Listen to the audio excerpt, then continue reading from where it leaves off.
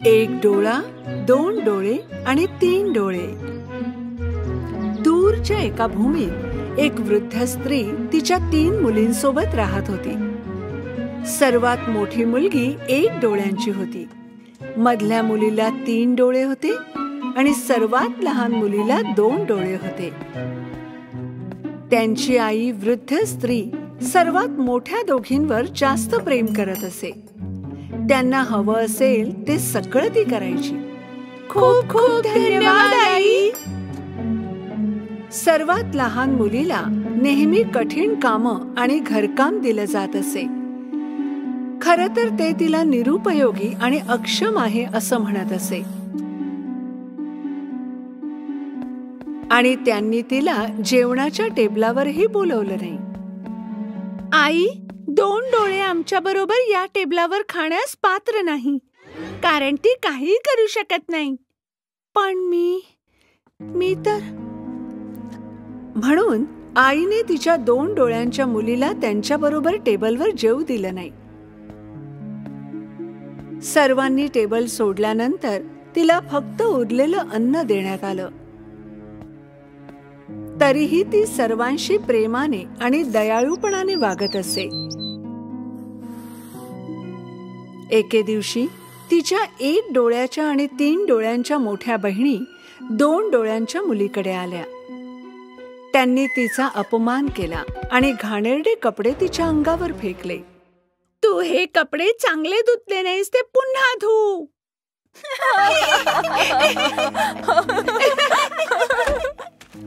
2 डोळ्यांनी रडत घर सोडले. ती पुन्हा कपडे धुण्यासाठी नदीवर गेली. माझ्या बहिणी माझ्याशी असे का वागतात? मी त्यांचं काय बिघडवलंय?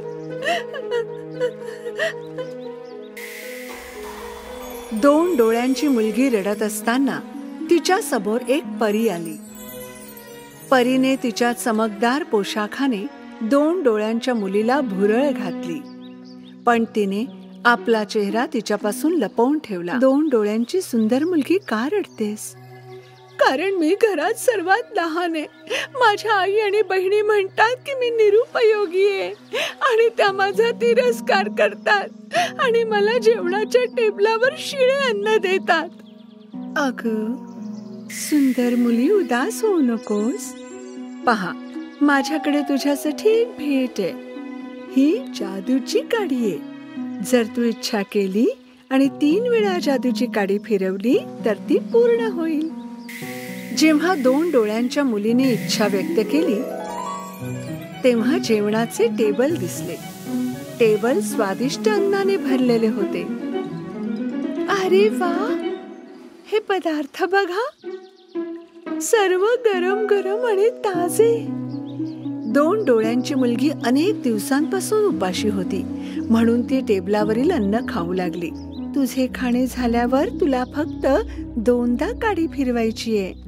2 डोळ्यांच्या सुंदर मुली, लक्षात ठेव, फक्त 2दा. परी तिचा चेहरा न दाखवता अदृश्य झाली. 2 डोळ्यांच्या मुलीने चांगले जेवण केल्यानंतर काडी 2दा फिरवली आणि टेबल नाहीस झालं. बापरे, माझे पोट भरलंय. मी खूप आनंदात आहे, पण मला ही काडी माझ्या बहिणींपासून आणि आईपासून लपवावी लागेल, नाहीतर ते काहीही करतील. 2 डोळ्यांची मुलगी वॉकिंग स्टिक म्हणून काडी वापरून घरी परतली. टेबलावर उरलेले अन्न तिला दिसले, पण पोट भरलेले असल्यामुळे तिने ते खाल्ले नाही. 2 डोळ्यांची मुलगी तिची चालायची काठी घेऊन रोज पुन्हा बाहेर जायची. ती पाण्याच्या काठावर गेली, तिची काठी फिरवली आणि तिला पाहिले तितकं खाल्लं. पण एके दिवशी जेव्हा ती घरी परतली तेव्हा तिच्या मोठ्या 1 डोळ्याच्या आणि 3 डोळ्यांच्या बहिणींना त्यांच्या धाकट्या बहिणीच्या 2 डोळ्यांमध्ये बदल दिसला. प्रत्येक वेळेस ती बाहेर जाते आणि परत येते तेव्हा हसत का येते? आणि आपण तिच्यासाठी ठेवलेलं अन्नही ती खात नाही. दुसऱ्या दिवशी 2 डोळ्यांची बहीण बाहेर गेल्यावर मत्सरी बहिणी तिच्या मागे गेल्या. थोड्या वेळाने 2 डोळ्यांची मुलगी पाण्याच्या काठावर आली. तिने एक इच्छा केली आणि काडी 3 वेळा फिरवली आणि स्वादिष्ट अन्नाने भरलेले टेबल समोर आले. हे पाहून बहिणीही थक्क झाल्या. अच्छा, म्हणजे ती रोज स्वादिष्ट अन्नाने पोट भरते तर, आणि ती आपल्याला देतही नाही. 1 डोळा आणि 3 डोळ्यांच्या मुली घरी धावत आल्या आणि त्यांनी जे पाहिले ते त्यांनी त्यांच्या आईला सांगितले. तिने जे ऐकले त्यावर आईचा विश्वास बसेना. तिला खूप राग आला. 2 डोळ्यांची मुलगी घरी परतण्यापूर्वी सर्वजण लपून राहिले. मुलगी घरात शिरताच तिची आई तिच्या जवळ आली आणि हातातली काडी घेऊन ती अर्धी मोडून टाकली. नाही, तू असं का केलंस? आम्ही उपाशी पोटी घरी बसलो असताना तू स्वादिष्ट अन्न खात होतीस. या घरात तुझ्यासाठी आणखी अन्न नाही. 2 डोळ्यांची मुलगी एवढी अस्वस्थ झाली की ती तुटलेली काडी घेऊन बाहेर गेली. त्याच वेळी रहस्यमय चांगली परी पुन्हा तिच्या समोर आली. रडू नकोस 2 डोळ्यांची सुंदर मुलगी. काठीचे तुकडे घे आणि चांदण्याखाली गाडून टाक. तू पुन्हा हसशील. 2 डोळ्यांच्या मुलीला तिचा चेहरा दिसण्याआधीच गूढ परी गायब झाली. मुलीने लगेच जाऊन परीच्या म्हणण्याप्रमाणे केले. दुसऱ्या दिवशी तिने काडीचे तुकडे जिथे पुरले होते तिथे चांदीची पाने आणि सोनेरी फळे असलेले एक झाड उगवले. ते इतके भव्य आणि तेजस्वी होते की प्रत्येक जण ते पाहू शकत होता. 2 डोळ्यांच्या मुलीच्या आई आणि बहिणींना झाडाजवळ जाऊन काही फळं गोळा करायची होती. पण जेव्हा जेव्हा बहिणी फळासाठी पोहोचायच्या तेव्हा झाडाच्या फांद्या वर उचलल्या जायच्या. ते पाहून 2 डोळ्यांची मुलगी लगेच त्यांच्याकडे आली. कदाचित मी या सुंदर झाडाचे फळ घेऊ शकेन. आम्हाला ते मिळू शकलं नाही, तुला कसं मिळेल? 2 डोळ्यांच्या मुलीने तिचे हात झाडाकडे पसरले. मला काही फळ आणि आनंद दे, चकाकणाऱ्या झाडा. या दयाळू शब्दानंतर झाडाने आपल्या फांद्या 2 डोळ्यांच्या मुलीसमोर वाकवल्या जेणेकरून तिला फळं सहज घेता येतील. 2 डोळ्यांच्या मुलीला ती फळं आई बहिणींना द्यायची होती, पण ते ईर्षेने वेडे झाले होते. अरे, मी ते करू शकते. पहा, मला काही फळ आणि आनंद दे चकाकणाऱ्या झाडा. मला काही फळ आणि आनंद दे चकाकणाऱ्या झाडा. पण 1 डोळा आणि 3 डोळ्यांच्या मुलींना झाडाने प्रतिसाद दिला नाही. हे झाड फक्त 2 डोळ्यांच्या मुलीच्या आदेशाचे पालन कसे करते? त्याच क्षणी एक देखणा शूरवीर त्याच्या घोड्यावरून तिथे आला. जा इथून 2 डोळ्यांच्या मुली, झुडपा मागे लपून जा.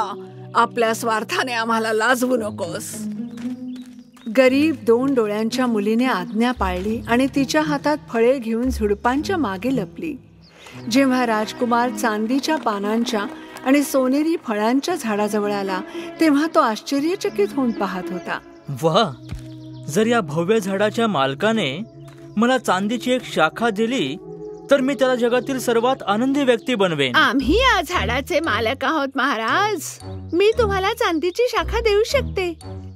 1 डोळा आणि 3 डोळ्यांच्या मुलीने झाडाची फांदी तोडण्यासाठी खूप उड्या मारल्या, पण व्यर्थ. त्यांना एका पानालाही स्पर्श करता आला नाही. तूच म्हणाले होतीस ना की हे झाड तुझं आहे म्हणून. मग तुम्ही त्यातून एकही फळ का काढू शकत नाही? 2 डोळ्यांच्या मुलीला बाहेर येऊन तिची फळे राजकुमारासोबत वाटून घ्यायची होती, परंतु तिला तिच्या आई आणि बहिणींची भीती वाटत होती, म्हणून ती तशीच बसून राहिली आणि रडू लागली. आणि मग रहस्यमय परी पुन्हा दिसली. 2 डोळ्यांच्या सुंदर मुली, झाडाचे पान घे आणि तुझ्या हृदयाला लाव. मग न घाबरता राजकुमाराला सामोरी जा. 2 डोळ्यांच्या मुलीने परीने सांगितल्याप्रमाणे केले आणि तिचा जीर्ण झालेला पोशाख चमकदार आणि सुंदर पोशाखात बदलला. ती लपून बसलेल्या झुडपातून ताबडतोब बाहेर आली आणि तिच्या हातात फळं घेऊन शूरवीराचा सामना केला. शूरवीर 2 डोळ्यांच्या मुलीच्या सौंदर्याने मंत्रमुग्ध झाला आणि तो तिच्यावरून दृष्टी काढून घेऊ शकला नाही. मी तुम्हाला सोनेरी फळं असलेली चांदीची शाखा देऊ शकते राजकुमारा. मला तुला जगातील सर्वात आनंदी व्यक्ती बनवायचं आहे. सुंदर डोळ्यांच्या मुली, तू माझ्याशी लग्न करशील का? 2 डोळ्यांच्या मुलीने राजकुमाराचा लग्नाचा प्रस्ताव ताबडतोब स्वीकारला आणि त्यांनी एकमेकांना मिठी मारली. हे पाहून मत्सरी बहिणी आणि आईने 2 डोळ्यांच्या मुलीची माफी मागितली. आम्हाला वाटले की तू अक्षम आहेस, कारण तू आमच्यापेक्षा लहान आहेस आणि आम्ही तुझ्याशी वाईट वागलो, पण तू शुद्ध मनाची आणि दयाळू आहेस. माफ कर बहिणी. 2 डोळ्यांच्या मुलीने तिच्या बहिणी आणि आईला माफ केले. चांदीचे झाड आता तुमचे आहे, त्यातून तुम्हाला हवी तेवढी फळे मिळू शकतात. 2 डोळ्यांच्या मुलीच्या या सुंदर शब्दानंतर रहस्यमय परी चांदीच्या पानांच्या झाडाच्या टोकावर प्रकट झाली आणि तिने प्रथमच आपला चेहरा दाखवला. 2 डोळ्यांच्या मुलीला हे पाहून खूप आश्चर्य वाटले की परीला 3 डोळे आहेत आणि लक्षात आले की लोकांना चांगले वागवण्यासाठी फक्त चांगल्या हृदयाची गरज असते, मग ते कितीही वेगळे दिसत असले तरीही. मग 2 डोळ्यांची मुलगी आणि राजकुमार घोड्यावर बसले आणि शाश्वत आनंदाकडे निघाले.